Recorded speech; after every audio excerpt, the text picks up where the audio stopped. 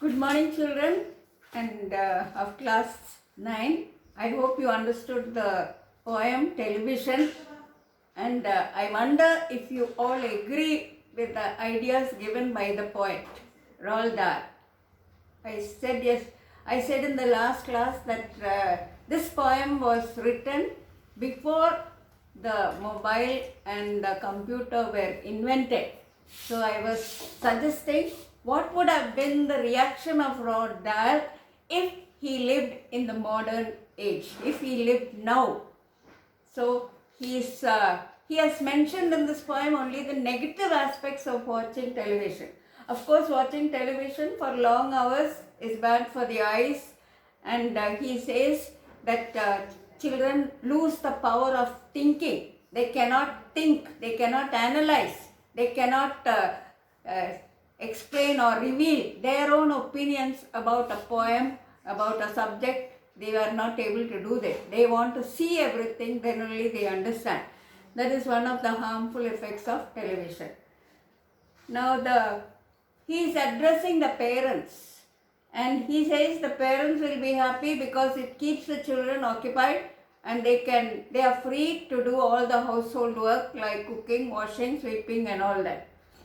But then the parents have not realized the harmful effects of watching TV. This is from the point of view of the poet, what he says about television. Now we stopped at that phase. They never fight or kick or punch, they leave you free to cook the lunch and wash the dishes in the sink. The parents are happy, at least the mothers are happy because they can do their housework. Children are occupied and they will not come to disturb them. We'll continue from there. But did you ever stop to think, to wonder just exactly what this does to your beloved tot? Beloved tot means loving child. Did the parents realize the harm that television is doing to their children? It rots the senses in the head. It rots the sense. The mental growth is hampered. There is no mental growth. The child's mind does not grow. He cannot think. He cannot analyze. He wants to see everything, then only he will understand. He is not able to think for himself. It kills imagination dead. Because of the television, constantly watching television, the child is not able to imagine. It clogs and clutters up the mind. It fills the mind with all kinds of programs which are seen on the television. And the poet Roald Dahl thinks that all these programs are meaningless. They are not important. They only fill the mind with junk. We say junk food. Food does not give any nourishment to the body, like Lays and soft drinks and all that. So television is like that. It clogs and clutters up the mind. It makes a child so dull and blind, he can no longer understand. A fantasy, a fairyland. Now those words are written in capital letters. The poet wants to emphasize the point that the imagination of the child is destroyed. So many fairy stories are written. The child is able to imagine. But when the child is addicted to the television, he loses his interest in reading and he cannot imagine because his mind is filled with all the meaningless programs which are seen on the TV screen. Now this is according to the view of the poet. You can disagree with some of these points also. A fantasy, a fairyland. His brain becomes as soft as cheese. He is not able to think for himself. When he reads something, he is not able to form and develop his own opinions and ideas about what he is reading. His powers of thinking rust and freeze. Constantly watching programs on the TV makes the mind rusty. He cannot think, he only sees. He cannot think for himself. The mental growth is stopped, is hampered, is blocked. All right, You will cry. All right, you will say. You refers to the parents. So the parents might ask the poet, all right, you will cry, all right, you will stay. But if we take the set away, we as the parents, if they take away the TV set, what shall we do to entertain our darling children? How can we keep the children occupied? How can we entertain the children if the TV is removed from their house? Please explain. The parents are asking the poet to explain. What will the children do? We'll answer this by asking you. We is the poet, representing the poet, we. We'll answer this by asking you, what use the darling wants to do? How use they keep themselves contented? Have you forgotten? Before the TV was invented, how did the children occupy themselves?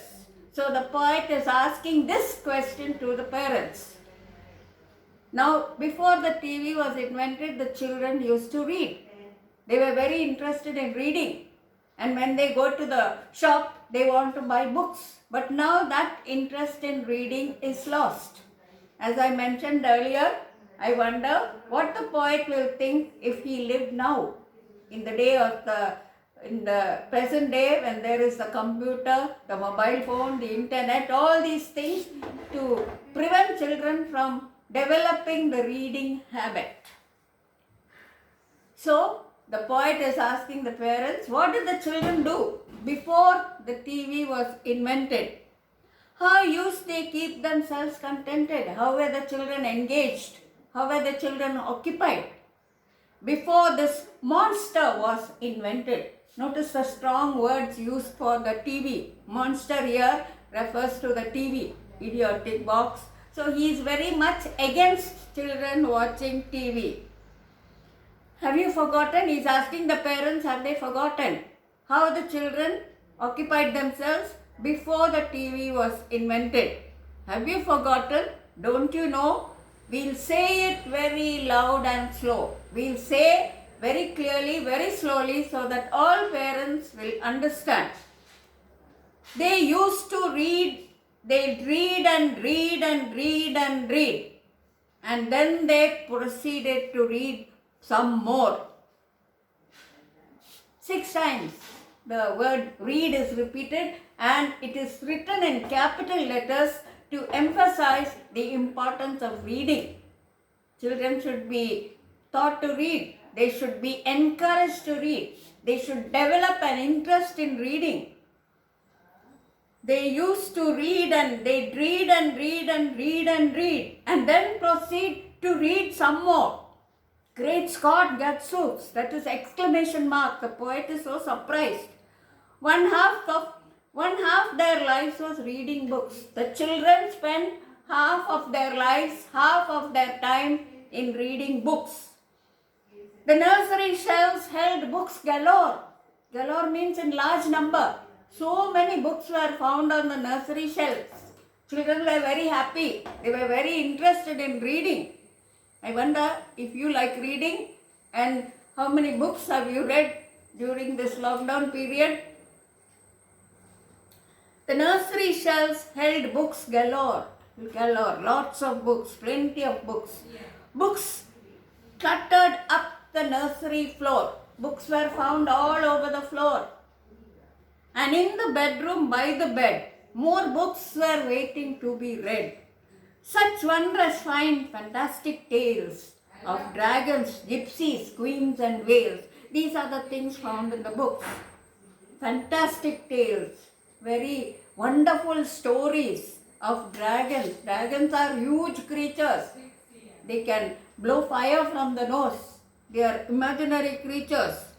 Gypsies are wandering people. I don't think we find any gypsies now. They wear a lot of bangles on their hands and they wander from place to place, and they put up tents and settle down for a 1 or 2 days according to their need and according to how they can manage their life. So they are a kind of wandering people. Nowadays we don't find any gypsies around. Queens and whales and treasure isles. and distant shores. By reading books, the children are taken to many different places which they will not be able to travel. Different places all over the world are described in the books, and the children are interested in reading about these places. It appears as if they are traveling to these places, they are visiting these places when they read books about distant shores, means very far away places. Where smugglers rode with muffled oars. Smugglers are pirates, people who rob in the sea. Kadal Kalamar. Pirates is given, and pirates wearing purple pants. These people are dressed colorfully, but they are robbers. They rob at the sea. And they muffled oars means they rob and go away very softly, very quickly. They don't make any sound while rowing their boat. And sailing ships and elephants. These are all the wonderful stories which children can read in books, in fairy stories and other children's books. And cannibals crouching round the pot. Cannibals are flesh-eating savages. They are all crouching, they are all sitting around a big pot and they are cooking something in that pot. And we will wonder what they are cooking. And cannibals crouching round the pot, stirring away at something hot. They are stirring away, they are going on mixing the stuff in the pot with a spoon or with a big spoon. It smells so good. What can it be? The children are interested in knowing what these cannibals are cooking in the pot and stirring away. What can it be? Good gracious, it is Penelope. Penelope was the faithful wife of Ulysses. The references will be given to you in the notes. And Ulysses was a traveler. He used to wander about a lot. And Penelope was his faithful wife. Good gracious, it is Penelope. Penelope is also referred to as a dish here. Something which can be eaten. The younger ones had Beatrix Potter. Younger children, smaller children. They had Beatrix Potter, that is a British writer. She wrote stories for children where animals can talk to each other. So the children's imagination is developed when they read these stories. More than watching the TV, if they read these stories, the imagination of the children is developed. The younger ones had Beatrix Potter, a British story writer who wrote stories for children. And these are some of the characters mentioned in her stories. And Squirrel Nutkin, Pigling Bland, and Mrs. Tiggy Winkle, and just how the camel got his hump, and how the monkey lost his rump. Rump is the backside. So how the monkey lost his rump, how the camel got his hump. All this is mentioned in the fairy stories, in the stories written for children. And names are given to the characters. Names are given to the animals. They talk just like human beings. So the children imagine and they are taken to a wonderful land where animals talk. They are taken to places which they cannot hope to travel. These places are described in the books. So the poet says that children should be encouraged to read. Good gracious, it is Penelope. Penelope, I told you, was the faithful wife of Ulysses. Ulysses was a traveler. He traveled a lot in search of finding more knowledge. And here Penelope refers to a dish which the cannibals are stirring. Cannibals are savages. The younger ones, that is the little children, had Beatrix Potter with Mr. Todd the dirty rotter, that is a bad character in the book, and Squirrel Nutkin, Pigling Bland, and Mrs. Tiggy Winkle, and just how the camel got his hump and how the monkey lost his rump. And Mr. Toad and bless my soul, there's Mr. Rat and Mr. Mole. These are all different animals. They are given names. They appear like characters. They talk in the books and the children are very interested in reading these books. That is the time before this television was invented. Now we find all the children carrying this mobile phone and they are so engrossed. They spend so much of time with their mobile phone. So I said earlier, I wonder if the poet had been living now in this modern age, what would have been his reaction to children always engrossed in the mobile phone. Oh, books, what books they used to know. So much of interest, they loved books. Oh, books, what books they used to know. Notice the excitement of the poet when he speaks about books. These children living long ago, the children who lived before the TV was invented. Oh, please, we beg, we pray, go throw your TV set away. The poet is advising the parents and the children to remove the TV set from their house. And in its place you can install. Install means put up. In the place of the television, you put up a bookstall and fill the books, the shelves with books, with wonderful books. And in its place you can install a lovely bookshelf on the wall. Then fill the shelves with lots of books, ignoring all the dirty looks. Dirty looks means the children will be angry when the television is removed and books are kept in their place. Now what would your reaction be if the parents take away the TV set, take away your mobile phone and fill your room? Fill all the shelves and tables on the room with books. Will you become interested in reading? And in its place you can install a lovely bookshelf on the wall. The poet is excited when he speaks about books, ignoring all the dirty looks. Dirty looks means the children will be angry. They will look very angrily at the parent for taking away the TV, for taking away the television. The scream and yells, the bites and kicks. The children will resent, will protest. They will shout, they will scream, they will bite and they will kick. And children hitting you with sticks. Sometimes children will even hit with sticks. Fear not. Don't worry about the reaction of the children. Don't worry about their shouting and screaming and biting and kicking. Just remove the TV and put a bookshelf, fill it with wonderful books. Fear not, do not worry, the poet says, because we promise you, we refers to the poet, we promise you that in about a week or two of having nothing else to do, they'll now begin to feel the need of having something to read. So they will be bored. There is no TV in the house. The children will become naturally interested in the books. They will take the books. They will start reading. And then they will become interested in the reading habit. They'll now begin to feel the need of having something to read. And once these children start to read, the poet is so excited. Oh boy, notice the excitement in the poet when he feels that children will get interested in reading. And once they start, oh boy, that is just exclamations of joy. The poet is so happy to find that children are reading books. You watch the slowly growing joy. The children's faces will be filled with joy when they read about stories, about whales and gypsies, queens, and about distant shores, faraway countries.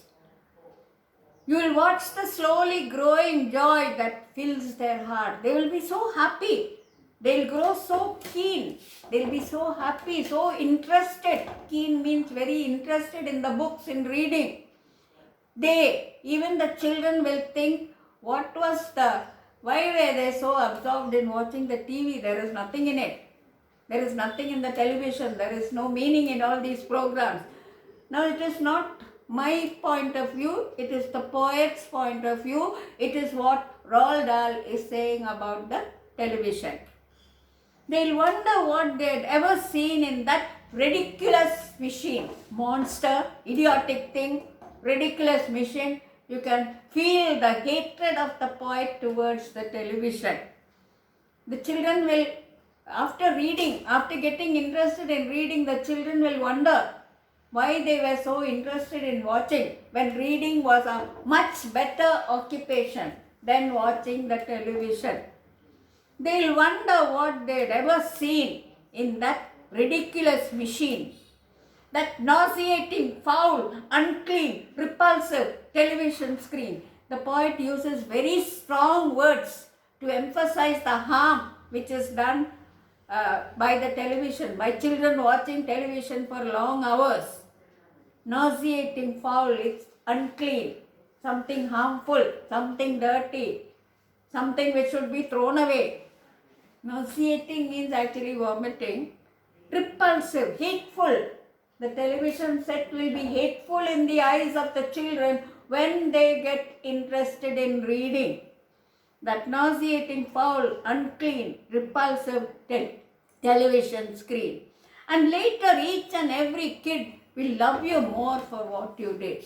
At first the children might be angry when you remove the TV, but later on the children will realize that reading books was a much better hobby, a much better occupation, a more interesting occupation than watching the television. And these children who hated you, who were against you for removing the TV will now come to appreciate you. They will admire you for buying books and giving it to them, because books enable children to reach faraway lands.